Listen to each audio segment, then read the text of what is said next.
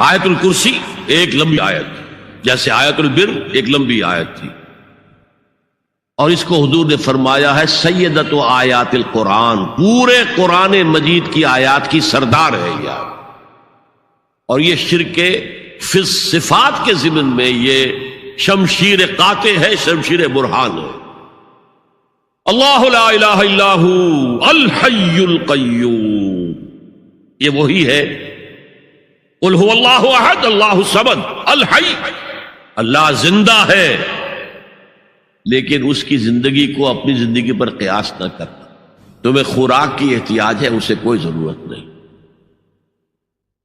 ما اريد منهم من رزق وما اريد ان يطعمون، مجھے کوئی احتیاج نہیں کہ مجھے کوئی رزق پہنچائیں، رزق دیں، مجھے کھلائیں، مجھے کوئی ضرورت نہیں۔ پھر تمہاری حیات نیند، اونگ، تھکان، ان تمام کمزوریوں کے ساتھ ہے۔ وہ الحی ہے، اپنی ذات میں خود زندہ ہے، حیات اس کی ذاتی ہے، کسی اور نے عطا نہیں کی ہے۔ ہماری تو مستعار ہے، عمر دراز مانگ کے لائے تھے 4 دن، 2 آرزو میں کٹ گئے، 2 انتظار میں۔ اور القیوم بقیہ پوری کائنات کے لیے وہی ہے، اس کو تھامے ہوئے ہے۔ لا تاخذہ سنۃ ولا نوم، الحی، حیات کامل، کہ اس کو نہ نیند آتی ہے نہ اونگ آتی ہے۔ لہ ما فی السماوات و ما فی الارض، آسمان اور زمین میں جو کچھ ہے اسی کی ملکیت ہے۔ تم کسٹوڈینز ہو، تم امین ہو، ای امانت چند روزہ نزدماس، در حقیقت مالک شے ہر شے خداست۔ یہاں تک کہ یہ میرا جسم بھی میرے پاس امانت ہے۔ میں کون ہوں؟ میری خودی، میری انا، میری روح جو پوزیس کرتی ہے اس بدن کو، لیکن یہ پوزیشن ملکیت کا نہیں ہے، امانت کا ہے۔ ای امانت، یہ ہاتھ بھی امانت ہے، میری زبان بھی امانت ہے، میری آنکھیں بھی امانت ہے۔ من ذا الذی یشفع عندہ الا باذنہ، یہ یہاں پر انداز بڑا پرجلال، کون ہے وہ جو شفاعت کر سکے اس کے دربار میں مگر اس کے اذن سے؟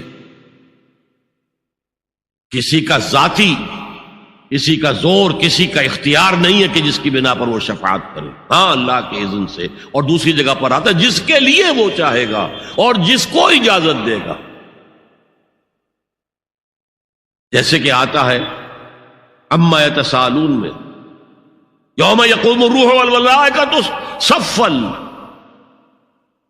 اور ان میں سے کوئی بھی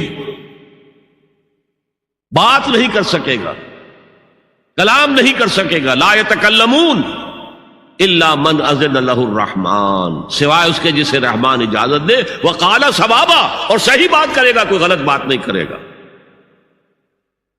یعلم ما بین ایدیہم وما خلفہم ولا یحیطون بشیء من علمہ الا بما شاء، وہ تو جانتا ہے جو کچھ بھی ان کے سامنے ہے اور ان کے پیچھے ہے، اور یہ کوئی احاطہ نہیں کر سکتا مخلوقات میں سے، اس کے علم میں سے کسی کا بھی، سوائے اس کے جو وہ خود چاہے۔ یہاں بڑے ہی لطیف انداز میں شفاعت باطلہ کے تصور کی نفی ہو گئی۔ دیکھیے، آپ کہیں جا کر کسی مجسٹریٹ سے سفارش کرتے ہیں تو کیا کہتے ہیں؟ اجی یہ فائل کے اوپر جو کچھ ہے آپ اس پر نہ جائیے، یہ گواہیاں وغیرہ جھوٹی ہو گئی ہیں، میں آپ کو بتاتا ہوں اصل بات کیا ہے۔ اللہ کے سامنے کوئی یہ کہہ سکے گا اے اللہ تیرے علم میں نہیں ہے، میرے علم میں ہے؟ یعلم ما بین ایدیہم وما خلفہم، وہ تو جانتا ہے جو کچھ ان کے سامنے اور جو کچھ ان کے پیچھے ہے۔ ولا یحیطون بشیء من علمہ الا بما شاء، اور ان میں سے کوئی بھی، جیسے کہ میں ابھی بتا چکا ہوں، بریلوی مکتب فکر بھی کہہ رہا ہے کہ اللہ کا دیا ہوا علم ہے، محمد رسول اللہ کا جتنا ہے، لا محدود نہیں ہے، محدود ہے، قدیم نہیں ہے، حادث ہے۔ تو جتنا اللہ چاہتا ہے، جس کے لیے جتنا چاہتا ہے، لیکن اس کے علم میں سے احاطہ نہیں کر سکتا کوئی مگر جو وہ چاہے۔ وسع کرسیہ السماوات والارض، اس کا اقتدار چھایا ہوا ہے، مستولی ہے، آسمانوں پر بھی اور زمین پر بھی۔ ولا یؤودہ حفظہما، اور اسے عاجز نہیں کر سکتی ان دونوں کی حفاظت۔ قیوم وہی ہے، صمد وہی ہے، لیکن اس سے کوئی تکان تاری نہیں ہوتی، عاجز نہیں ہوتی۔ یہ اصل میں نفی ہے جو تورات حافظے سے مرتب کی گئی تھی۔ 587 میں نبوکڈنضر کا جو حملہ ہوا تھا اس میں اصل تورات گم ہو گئی، اس وقت سے آج تک وہ اصل تورات ان کے پاس نہیں۔ پیریڈ آف کیپٹیوٹی سے واپس آئے ہیں بیت المقدس میں سائرس کے لطف و کرم کی وجہ سے، ذوالقرنین کے لطف و کرم کی وجہ سے، پھر یادداشتوں سے لوگوں نے وہ تورات مرتب کی ہے، تو اس میں انسانی فکر شامل ہو گیا۔ لہذا وہاں یہ لکھا ہے اللہ نے 6 دنوں میں آسمان اور زمین پیدا کیے اور 7ویں دن آرام کیا، یعنی کوئی تکان لائق ہو گئی۔